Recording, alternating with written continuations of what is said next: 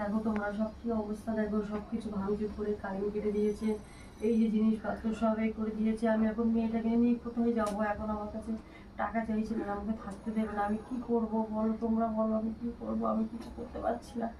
এত কষ্ট করে এখন আমি অসুস্থ মানুষ, আমি সুস্থ হতে পারিনি। আমি মেয়েটাকে নিয়ে কোথায় যাব? এই যে সমস্ত আমার ঠাকুর টাকুর সব ঘর থেকে ফেলে দিয়েছে, বলেছে কারেন্টের টাকা দাও, নাহলে আমি কিছু করতে পারবো না। এখন আমি কোথায় 15,000 টাকা পাবো? আমাকে কে দেবে? এখন আমি কি করব? একটা ব্যবস্থা করো মা সন্তোষী মা, আমি কি করব?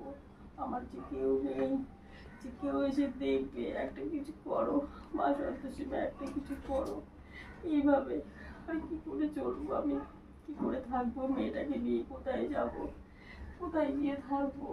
আমার ঘরের যা ছিল সমস্ত কিছু ফেলে দিয়েছে, দেখো ঠাকুর ঠাকুর যা যা ছিল সব ফেলে দিয়েছে, কারেন্ট কেটে দিয়েছে। কিভাবে থাকবো এই অবস্থা? দেখো এই অবস্থা, দেখো বন্ধুরা আমি কি করবো?